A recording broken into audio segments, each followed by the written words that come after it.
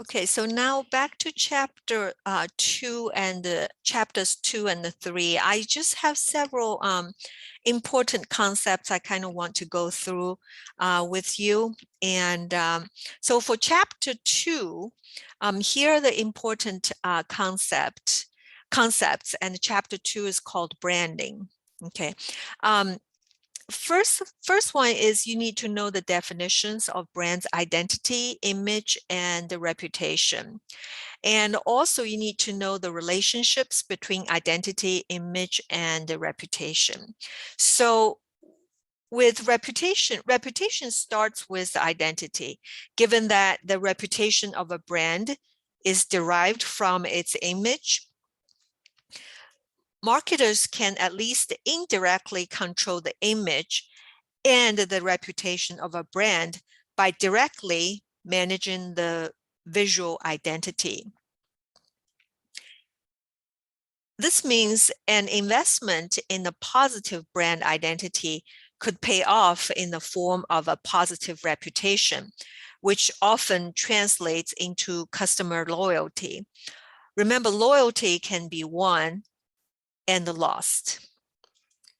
And then the next important concepts that you need to know, there's several brand identity elements that you need to know. So the book explained it very clearly.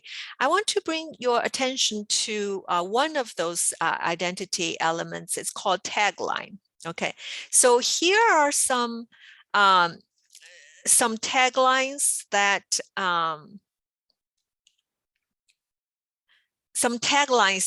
those are probably the some of the most famous taglines. I want you to take a look and see if you know any of those taglines. Which company does it belong to? Okay, so just take a look and then see. If you don't know, you can always check on the internet, but those are some of the very well-known taglines. Then another concept that's important for chapter 2, it's called brand gestalt. And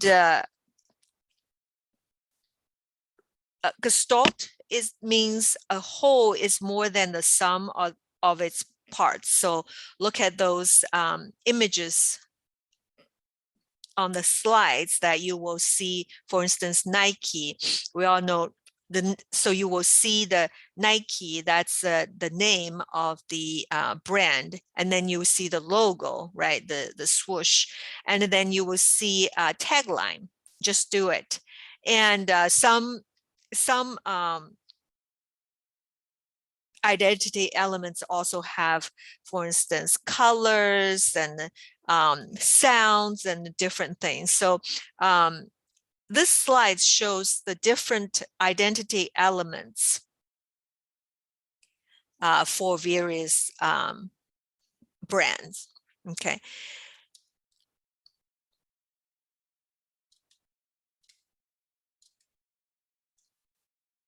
The next concept that is important for chapter 2 is projecting a unified message. So as a brand, you need to be able to project a unified message. Okay, so company oftentimes uses integrated marketing communications. In the later chapter, we'll specifically talk about that. So it's abbreviated as IMC. So a brand will communicate most effectively if it sends a unified message through multiple media. And when you translate an identity for different media and the cultures, so there are a couple of different ways you do that. One is called standardize. So you maintain consistent identity elements across countries and cultures, or you can localize, which is translate and design identity elements for the local culture. So I use Coca-Cola as an example. So this is an example of standardize. Okay, so even though you might not know the other language except for the English, those various language with the Coke products. So they're Japanese, they're Chinese, and some various language.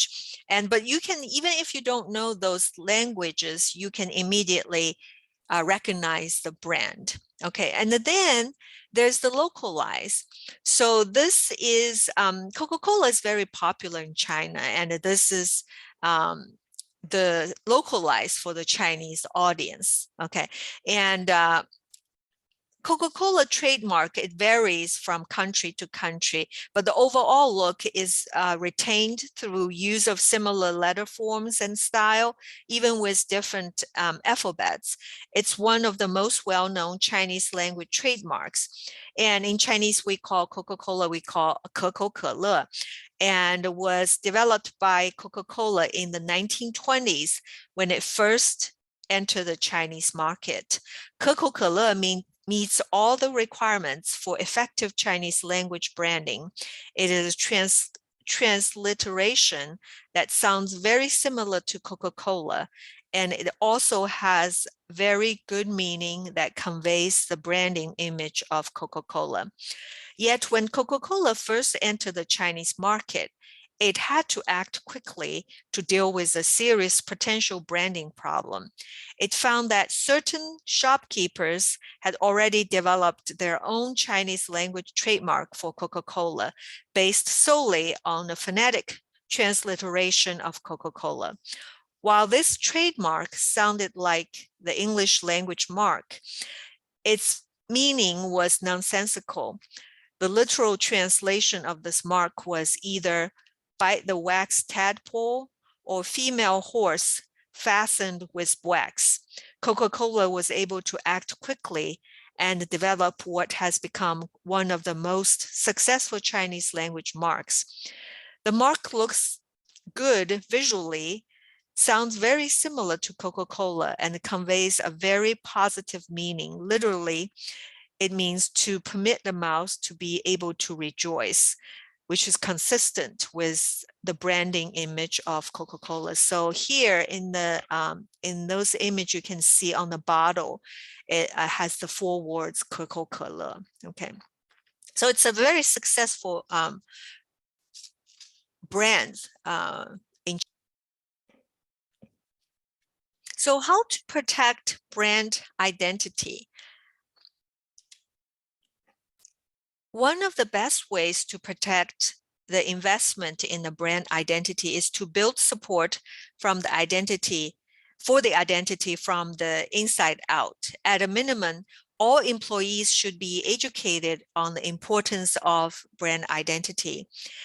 And identity is considered intellectual property, which is any tangible means of expression. And the 3 areas of the law that protects intellectual property are trademark law, copyright law, and the patent law. So trademark law,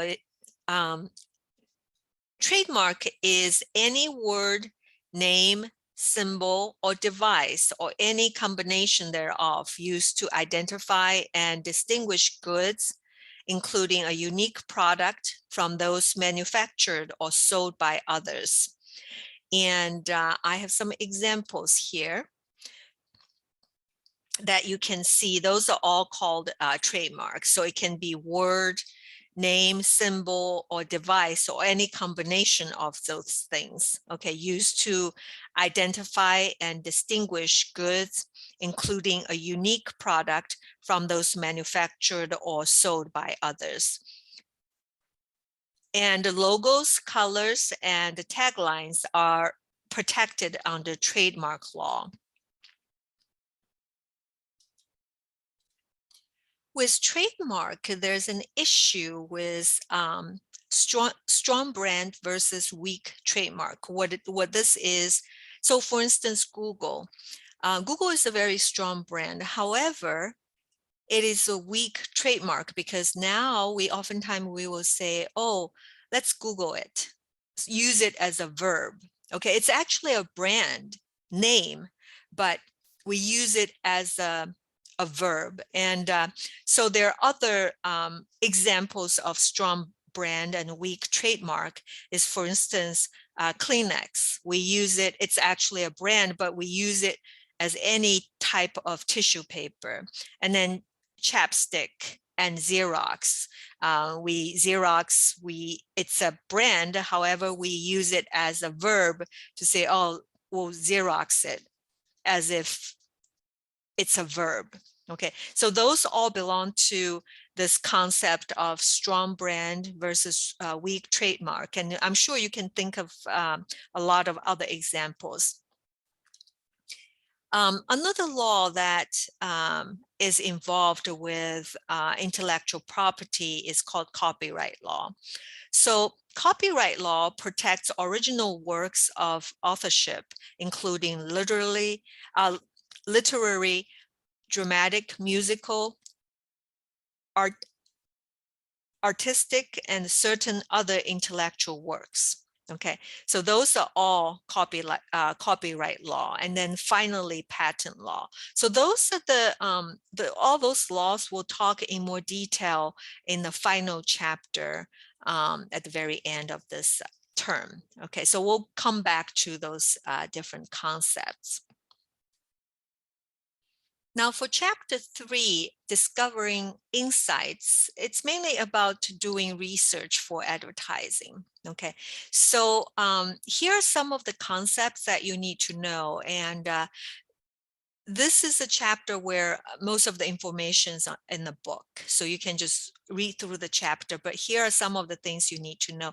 You need to know the various secondary sources. What are they? And also various primary research methods. Okay, so the book talk about many different kinds. And you also need to know what you need to be aware of with, for instance, focus group, survey, interview. Those are all the primary research methods. What are things you need to pay attention to with those primary research methods? And then with survey, there's specific guidelines. Okay, the book mentioned some of those guidelines, but I also added some. So I have it here in the slides. First of all, you need to do sample tests. So try to find your target audience, sample test it, and avoid ambiguous and misleading questions. You need to keep the survey short, no more than 25 questions, okay? Because if you pass 25, people don't have that patience to finish it. Of course, if you can finish the survey in 10 questions, that's fine, but do not go above 25. And use simple language, okay? The average reading level of people in America is about ninth grade. So you need to make sure your language is simple enough that people will be able to understand you. You also need, at the very beginning, you need to include complete instructions. Okay, so people taking the survey knows how to do it. And then you need to put easy to answer questions first. If you come up with very difficult questions, people might just give up. And then ask general questions before detailed questions. And save potentially embarrassing questions for the end. So those are questions, for instance, your age and your income, things are more private information, and some people might not feel comfortable answering it. One way to do this, instead of saying, how old are you? Like want them to provide a specific number, or what is your income? You can give them a range. Okay, so for instance, between 50 to 54, and then 55 to 59, something like that. So they just need to check a range, and the same thing with the income, just provide a range. And then avoid open-ended question. Okay, so give them questions that they can say yes or no, and also all provide multiple choice for them, so they don't have to write with every question. They can just check which one apply to them. Okay, so make sure you avoid open-ended questions like, what is blah, blah, blah? Why is this why is this so? Or how blah, blah, blah. You need to give them multiple choice so they can just check it. Finally, there are various biases in results, so you need to be aware. So the book talk about interviewer bias, sample bias, source bias, and non-response bias. So this is all in the book that you can check out. Okay, so this is all I have for chapters 2 and 3. So make sure you also look at the video commercial links for those 2 chapters.